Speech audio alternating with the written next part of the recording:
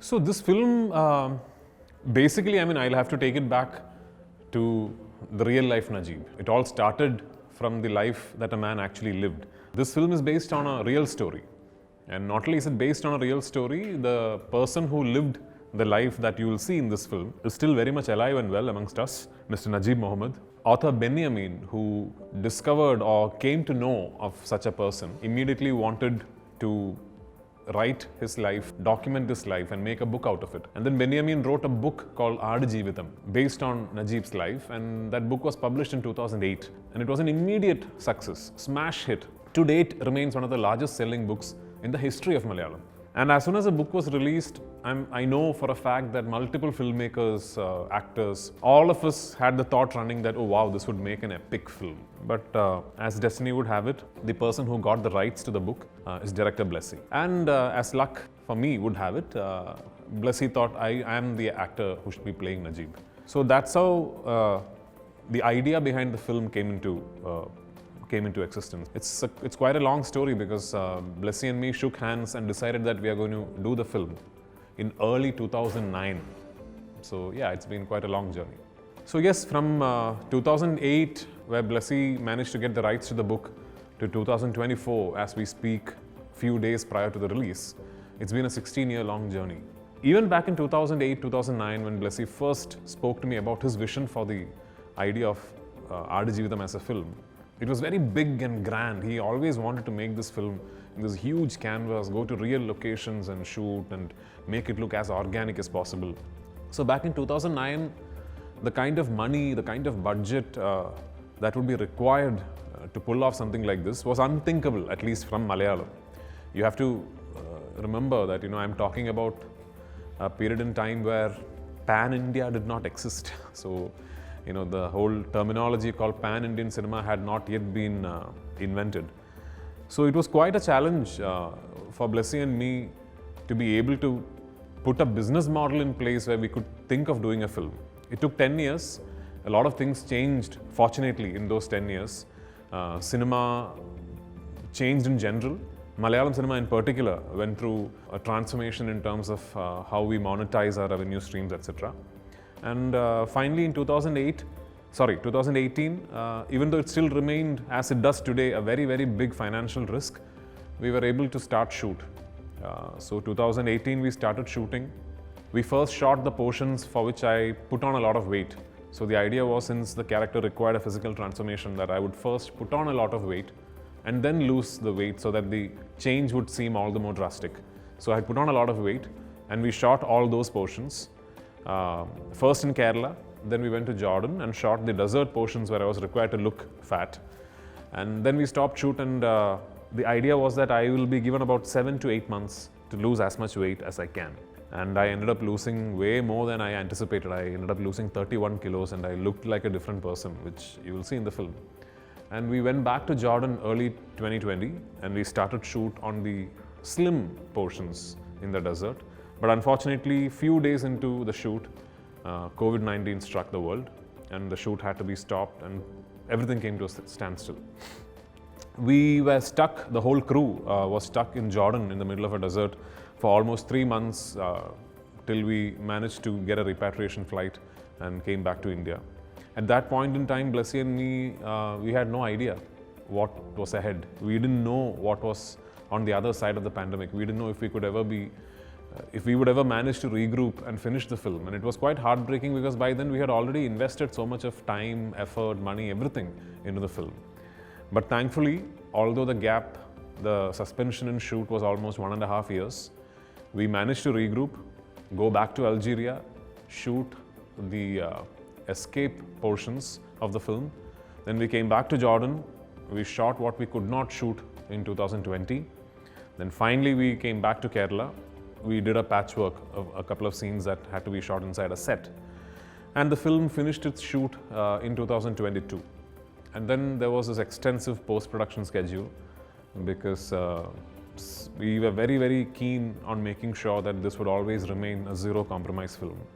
So every facet of the post-production process, from sound to music to VFX to color grading, everything took a lot longer than it usually does for a film. But the time and the skill and the effort and the money, I believe, can be seen on the screen. Anyway, finally, as we are sitting here, 16 years later, 2024, 28th of March, the film is hitting the screens, cinemas across the world. I couldn't be happier. Looking forward to it. So when Blessy and me set out to make this film, obviously there were a lot of suggestions, a lot of opinions on how this could be done in the most efficient manner.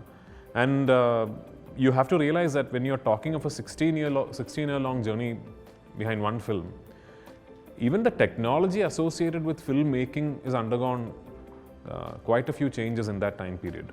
So as we started shoot in 2018, we did have the option of thinking of this as a studio film, you know. There were a few people who thought that we should actually put up the set of the Masera in the desert where the animals are held inside a studio floor and shoot it against green mat. And that would be the easier, faster, cheaper, more efficient way to make this film. But one thing Blessy always had in mind was that he wanted to shoot this film in the most organic way possible, to go to the real locations, to make sure that the elements and the actors and the animals all interact with each other. And he wanted the film to be as real as possible. And that entailed a lot of effort and money. And also shooting in a topography like a desert involves taking into account multiple factors that are beyond our control, like light, weather, climate. Blessy even went to the extent, Blessy and Sunil, our cinematographer, even went to the extent of charting each scene and deciding, okay, this scene has to happen within the story at this particular time of the day. So then there were multiple scenes, like say for example a sunrise scene. The actual sunrise light in the desert would only last for about 15 to 20 minutes as the sun is slowly peeping through from the horizon. When the sun comes up a bit, then it becomes very bright in the desert. So you would get about 20 minutes, 25 minutes of this actual early morning light, like just before sunrise. And there are scenes that need to happen in that light in the film. And this would be like one scene shot across 25 sunrises, you know, through 25 days. Same thing for a scene that we thought should happen when the sun is dead on top with absolute top light beating down on the actors. So we got that right. We made sure that the scenes that needed to be shot in a particular time of the day was only shot like that. There's a sandstorm sequence in the film. In Vadiram where we shot, we get these sandstorm alerts that at this particular date that there's a warning for a sandstorm. And usually if there's a sandstorm alert, you do not go out. You don't shoot that day. But the filmmaker that Blessy is, when we got this entire dates of potential sandstorm alerts in Vadiram, Blessy started thinking in terms of how can we shoot in the real sandstorm. I don't know if anybody's done that. But the technical crew in terms of the camera operators and all, they said, it's impossible, the cameras and everything are going to get spoiled. But then Blessy said, no, I really want to capture the actual sandstorm, and if there's something that happens to the cameras, I'll guarantee that I buy you a new camera and all that. And we shot inside a real sandstorm. So the sandstorm sequence you see in the film, of course there is VFX involved, there is CGI involved, and not all the shots, but there are a lot of shots in that sequence that we shot inside an actual sandstorm. The primary thanks for that has to go to this one man called Blessy, our director. Because like you rightly said, all the others involved in the project, myself included, we have all done other films in between this journey, you know. But director Blessy for the last 16 years has been singularly focused on this one film. And I think it's his conviction, his laser-like focus, you know, his belief in what he's creating that led the team, that made sure that we were all traveling coherently in the same direction. And it's a privilege to have worked with such a visionary leader, such a world-class filmmaker who set aside such a big time, such a big phase of his life to create that one big masterpiece he wanted to. So that's truly inspiring for me. I think Goat Life is mostly about the resilience of the human spirit. And like most survival stories, the common foundation that all these survival stories will always share is the resilience of the human spirit. It's just one man fighting against all odds, all the adverse circumstances to make it out of there. And the fact that it is a true story makes it all the more incredible. More than anything, I think what you will connect with when you watch The Goat Life is that one glorious celebration of the human spirit and the strength of the human mind. I think you'll walk out of the theatres inspired. We are going through a time and age when I think the human mind and our resilience is becoming progressively fragile due to various reasons, due to the age and time that we are living in, due to the fact that our world sometimes exists in something that is not real, like the digital domain.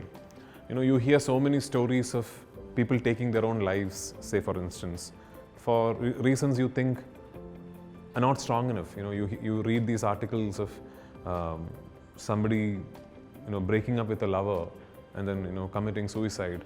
To put it in perspective, when you look at someone's life like Najib's, all the adversities that he had to go through, the circumstances that he had to fight against, the challenges that were posed in front of him, when an actual living man can take on so many odds and fight through it and survive them and reach the other end of it and then be able to tell his tale to the world, I think is a truly inspirational figure. More than anything, I think when you walk out of the theatres, I hope and I pray that you feel inspired in life. So this is not a film that has very many characters, but of course the few characters that are in the film all hold pivotal roles within the plot. There is of course Najib, the protagonist that I am playing. There is Hakim, played by this new actor called Gokul. That's a very, very important role in the film. A character called Ibrahim Khadri, extremely pivotal, played by Jimmy Jean Lewis, again a wonderful actor in the film. Then within the film you don't really name their characters because they are only addressed as arbabs, which I think literally translates to owner. So there are two arbabs in the film. The main arbab being played by Talib, again a great actor from Oman, and the other arbab being played by Rick, another wonderful actor from the UAE. Then of course there is Sainu, Najib's wife, his biggest motivation to fight, his biggest motivation to live through those tough days. And Sainu is played by Amla Paul. Then there are a lot of other characters. All of them hold a very small but significant place, mostly in the flashback of Najib's existence, of that part of the story where Blessy tells you who was Najib before he landed up in the desert. What did he leave behind in those points?